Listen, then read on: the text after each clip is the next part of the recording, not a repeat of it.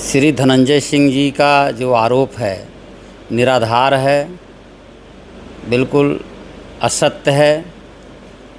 जो कुछ हुआ है उसके बारे में बताना चाहूँगा कि कल 8:30 बजे शाम तक उनके केंद्रीय कार्यालय का उद्घाटन हमने किया।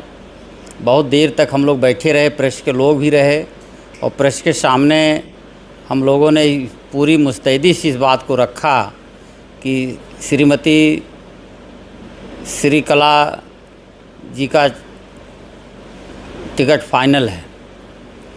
और जैसा कि कल दिन भर सोशल मीडिया पे और सब जगह यह अफवाह आ रही थी, हम लोगों ने उनसे 5 बजे लगभग 1.5 घंटा हम लोगों ने बातचीत किया।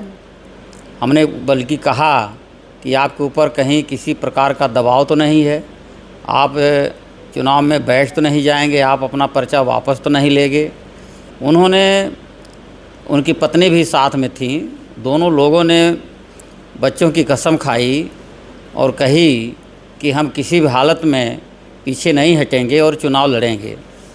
लेकिन कल ही 11:30 बजे रात में श्री धनंजय सिंह जी का फ़ोन बहुजन समाज पार्टी के मंडल के कोऑर्डिनेटर हैं श्री रामचंद्र गौतम जी, उनके पास आता है और उन्होंने छूटते ही कहा कि हम चुनाव नहीं लड़ पाएंगे और हम अपना पर्चा वापस ले लेंगे और हमारे ऊपर बड़ा प्रेशर है, हमारे फादर का प्रेशर है और परिवार के लोगों का प्रेशर है और भी कुछ उन्होंने कहा और फ़ोन काट दिया। मेरे साथियों, उनके इस बात से साफ साफ जाहिर हो गया कि उनके मन में कहीं ना कहीं ये चल रहा था और कहीं ना कहीं कोई ऐसा प्रेशर था जिसके नाते से उन्होंने रात में इस बात को कहा कि हम चुनाव नहीं लड़ेंगे, आप अपना कोई प्रत्याशी खोज लीजिए। बहुजन समाज पार्टी ने श्री कला जी का टिकट फाइनल रखा था, उनका फाइनल था और उन्होंने स्वयं मना किया। जब उन्होंने मना किया तब हम लोगों ने नया कैंडिडेट खोजना शुरू किया। जी सर, मेरा सवाल ये है कि कल ही बेंगलोर में एक मीटिंग हुई है जिसमें अमित शाह और रघुराज प्रताप सिंह, जो कि उत्तर प्रदेश की एक नेता हैं, उनकी मीटिंग हुई है। उसके बाद चर्चाएं ये हो रही हैं कि उस मीटिंग में धनंजय सिंह को चुनाव ना लड़ने को लेकर कुछ बातें कही गई हैं, भाजपा की ओर से रघुराज प्रताप सिंह को ये बातें कही हैं। आपको क्या लगता है कि क्या धनंजय सिंह दबाव महसूस कर रहे हैं, भाजपा की ओर से उनके ऊपर कोई दबाव बनाया जा रहा है रघुराज प्रताप सिंह के थ्रू? जो स्थिति पैदा हुई है, मतलब आज 1 मई को उनका नामांकन हम लोग कराए थे और लगातार कार्यकर्ता पदाधिकारी सब लोग लगे थे और कल शाम 8:30 बजे तक हम लोग उनके निर्वाचन कार्यालय का उद्घाटन कर रहे थे और 11:30 बजे रात में एकाएक इस तरह की बात करना तो कहीं ना कहीं उधर संकेत देता है, कहीं ना कहीं कुछ ना कुछ है। जी, आगे की रणनीति क्या रहेगी सीट को लेकर? जिस तरीके से आपने प्रत्याशी घोषित किया है, क्या रणनीति है, क्या शीर्ष नेतृत्व की तरफ से आदेश मिला?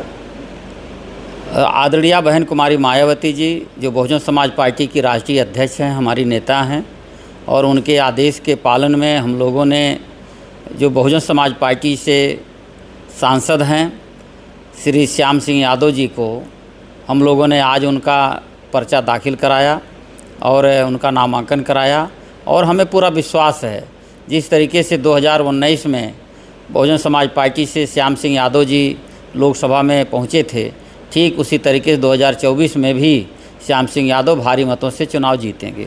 सर, धनंजय सिंह ने एक आरोप और लगाया कि वो 3 बार पहले भी बहुजन समाज पार्टी से धोखा खा चुके हैं। उन्होंने अपनी धर्मपत्नी को आगाह किया था, जब टिकट उनको दिया गया वो जेल में थे, उनसे कोई संपर्क नहीं हुआ और बसपा के पदाधिकारियों ने श्रीकला सिंह को अप्रोच करके उनका टिकट किया और वो लोग, उन्होंने कहा कि मैं पहले भी 3 बार धोखे खा चुका हूँ, मुझे भरोसा नहीं था, मैंने अपनी पत्नी को भी आगाह किया था। ऐसी बात, ऐसे आरोप उन्होंने लगाए। उनके आरोप ये निराधार है। उन्होंने बिना उनके राय मशवरा के श्रीकला जी प्रत्याशी नहीं बन सकती। वो एक महिला हैं और उनके कहने पर ही हम लोगों ने मान्या बहन जी से मुलाकात कराई और मान्या बहन जी से उन्होंने बड़ा रिक्वेस्ट किया कि हमें चुनाव लड़ा दीजिए और तब जा कर के उनका टिकट फाइनल हुआ है। सर अभी एक हाल ही में कुछ दिनों पहले जब ये टिकट हुआ उसके बाद धनंजय सिंह को बेल मिली, क्या कहीं इसमें कोई किसी तरह की कोई आपस में कोई बातचीत तो नहीं हुई कि बेल के बदले वो चुनाव ना लड़े, उन्होंने अपना नामांकन वापस किया? इस संदर्भ में मैं कुछ नहीं कह सकता क्योंकि ऐसे सब बातें मुझे जानकारी नहीं है।